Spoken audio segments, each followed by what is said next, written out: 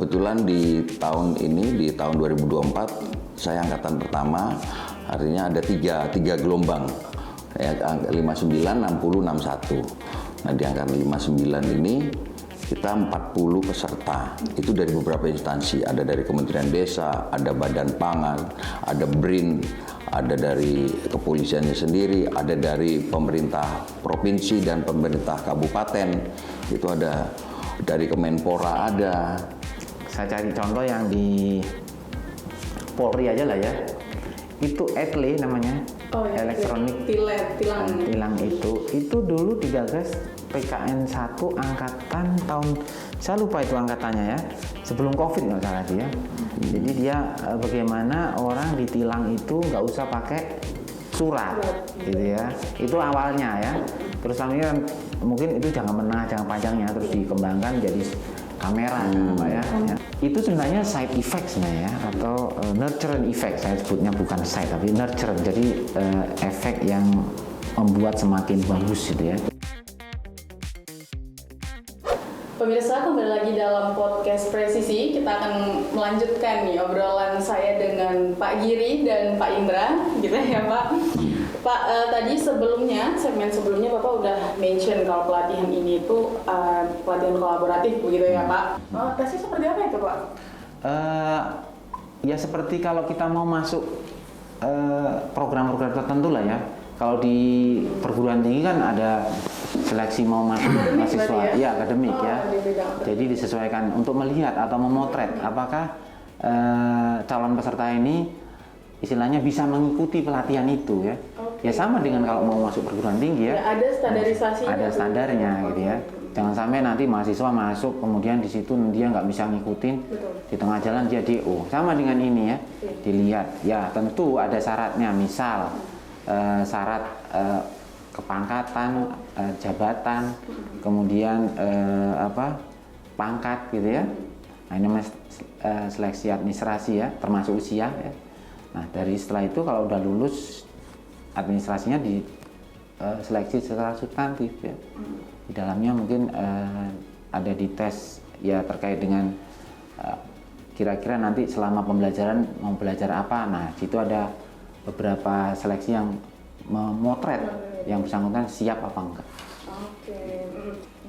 Jadi total berapa bulan ini Pak para peserta melaksanakan pelatihan kepemimpinan ini, totalnya berapa bulan Pak?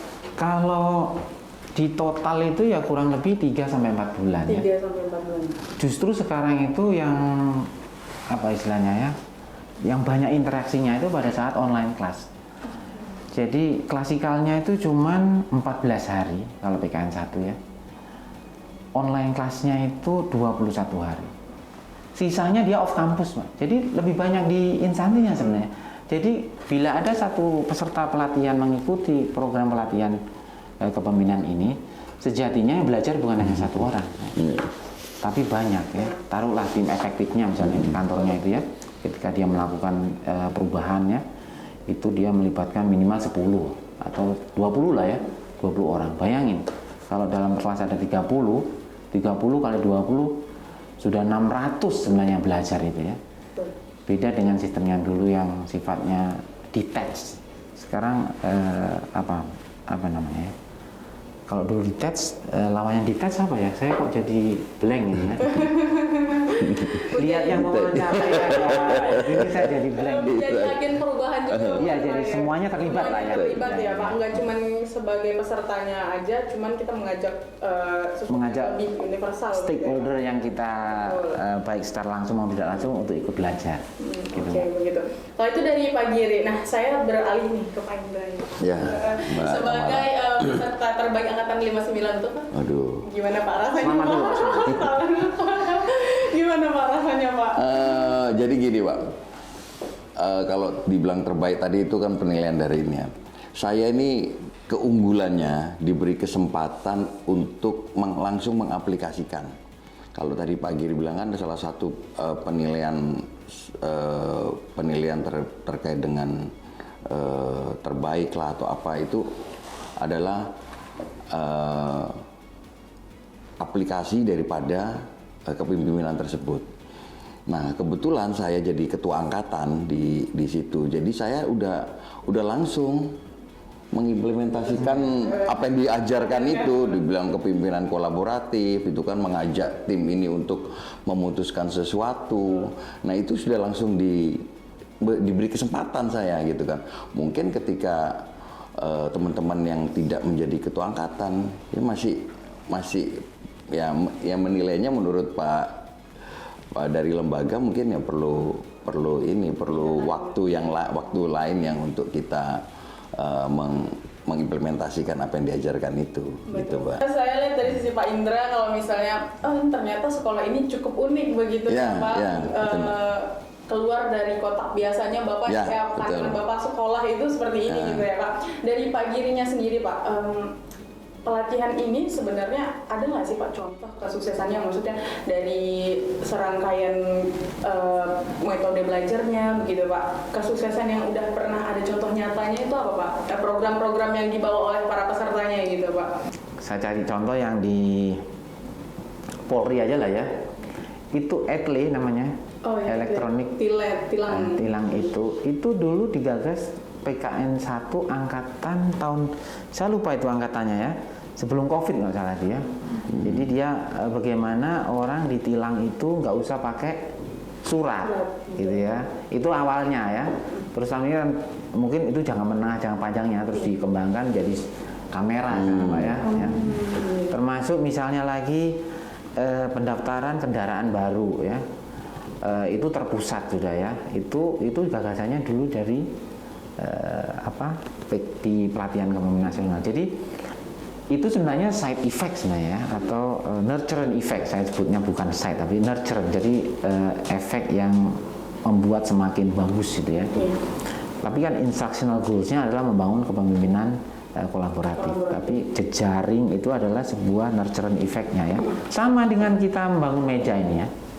Ketika orang bangun meja, nggak pernah itu tukangnya itu mikirin hal lain selain mejanya ini sama kakinya. Tapi begitu mejanya jadi, maka ada sesuatu hal lain yang tercipta, yang tidak pernah dia pikirkan sebelumnya. Apa itu? Tahu kira-kira? Orang bangun meja, ternyata ada lain-lain lagi. Ada pada saat meja itu ada, tapi itu nggak pernah dipikirkan. Itu adalah kolongnya. Emang pernah dipikirin kita bangun meja mikirin kolongnya di mana? Gak pernah terpikir. Tapi begitu mejanya jadi, maka akan otomatis kolongnya akan ada. Sama dengan pelatihan ini, kita ngikut. Mungkin Pak Indra juga gak pernah merasakan nanti saya akan ketemu dengan siapa ya. Yang penting saya ikut pelatihan ini. Tapi begitu selesai, wah ternyata jaringannya semakin luas. Dan itu menunjang kinerja beliau di instansi. Dan sampai sekarang ketika peserta selesai, itu nggak selesai aja, ada ikatan alumninya ya. Apalagi sekarang ada WA ya, kemudian ada ya sosmed yang lain lah ya. Itu jadi grupnya. Nah, sehingga ya itu seterusnya jadi yang bisa apa istilahnya ya, berkomunikasi ya. Jadi kalau ada masalah mungkin ada stuck di kerjaannya apa gitu, ini kita hubungin yang teman situ aja gitu. Nah, jadi lebih apa ya, lebih kolaboratif lebih erat juga gitu ya. Tantangan yang lainnya apa Pak? Apakah ada kesulitan atau bagaimana gitu Pak? Kesulitannya sih enggak ya, kesulitannya enggak. Cuma kadang-kadang kalau online gini kan kita terkendala. Biasanya sering muncul itu adalah tiba-tiba nge-lag gitu kan. Tiba-tiba kuotanya habis gitu. Tiba-tiba kuotanya habis. Makanya saya kalau lagi kuliah online itu saya di kantor. Kalian di kantor, dan juga kesulitannya selain kita fokus untuk belajar itu, kita masih diberi keluasan untuk mengerjakan tugas-tugas pokok kita. Itu kan jadi dua ini, bukan seperti sekolah yang lain yang sekolah udah belajar aja tugasnya. Ini enggak, kita belajar bekerja juga iya. Jadi ini yang agak kesulitannya seperti itu. Sampai saya berpikir begini, kenapa sih sekolahnya kok nggak ini aja offline aja sih? Ini kan biar lebih pinter kita gitu. Tapi ternyata Justru ini yang asik gitu loh, ini yang asik gitu. Tidak saya temukan di sekolah-sekolah lain. Ini yang asik. Tantangannya di situ ya, tantangan situ sambil bekerja, sambil online gitu kan. Diajar Keren. untuk multitasking gitu. Itu dia, guru saya beliau. Gitu. Tadi Bapak menyebutkan juga 40 peserta begitu Ya. ya, Pak. Emang jumlahnya 40 atau Ya. bagaimana gitu Pak? Apa ini dari Polri aja khusus atau Nah. ada instansi lain gitu Pak? 40 ini kan dari lembaga ya, artinya ada kuota siswanya itu 40.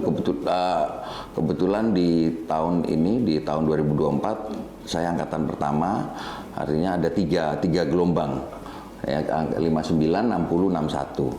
Nah di angkatan 59 ini kita 40 peserta, itu dari beberapa instansi, ada dari Kementerian Desa, ada Badan Pangan, ada BRIN, ada dari kepolisiannya sendiri, ada dari pemerintah provinsi dan pemerintah kabupaten, itu ada dari Kemenpora, ada banyak ya, banyak ininya. Kapal ya, angkatan.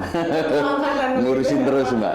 Tapi saya tambahkan gini Mbak, yang menarik tadi ketika memasuki sekolah itu tadi menyambung apa yang sampai Pak Giri, ada seleksi ya. Betul. Nah ini yang membedakan seleksi di polisi dengan peserta dari kementerian lembaga lain. Kalau kami di polisi, kita ikut tes dulu nih, tes di internal polisi. Internal polisi, Pak Giri perlu tahu nanti ini Pak. jadi nggak gampang Pak kalau polisi masuk di situ itu, sampai di pejompongan itu perjuangan keras. Jadi kita tesnya itu tes kesehatan, ada tes kesehatan Pak. Kalau nggak sehat gugur itu bisa. Kemudian ada tes jasmani. Jadi kita yang masuk situ jasmaninya udah oke lah. Ada tes kemampuan akademiknya, ada tes bahasa Inggrisnya ada. Jadi tesnya itu pakai CAT gitu Pak. Nah itu kita tes itu dari ratusan peserta ya dan pilih gitu kan. Dan itu belum sampai di situ. Nah, kita di situ di ranking diambil untuk dikirim tes di LAN ya. Nanti di LAN ada tes lagi. Di LAN tes lagi. Campur lagi di situ yang tadi terpilih dari polisi, tes lagi di situ dengan kementerian lain, ada tes kemampuan akademik, tes bahasa Inggris sama tes psikotes ya, mau psikotes. Di situ dites lagi. Nah, itu di situ di ranking lagi, yang masuk itu ya itu tadi kita ikuti. Nanti ada gelombang 1, gelombang 2, gelombang 3. Jadi keseluruhannya mungkin sekitar 120-an ya. Nah, itu jadi kami mau sekolah itu pakai lari-lari dulu Pak Giri. Bukan tadi yang dibilang duduk, tunjuk langsung sekolah, itu enak banget gitu kan. Oh, ada lagi yang sudah kayak PKN tingkat 2. Kalau dia PKN tingkat 2-nya ranking 5 besar ya, kalau salah. Iya. Dia ranking 5 besar, dia PKN 1-nya tinggal masuk. Tanpa tes. Ya, nah, kalau saya kan nggak PKN 2, jadi kan itu. Kalau ada PKN lagi, berhasil dong. Siapa dulu gurunya? Siapa dulu gurunya? Pemirsa, cukup seru ya obrolan Tamara pada hari ini dengan Pak Giri dan Pak Indra. Namun sayang kita harus terhenti di sini. Sampai jumpa di podcast presisi lainnya dengan bintang tamu yang lebih seru dan informatif lainnya. Dan salam presisi.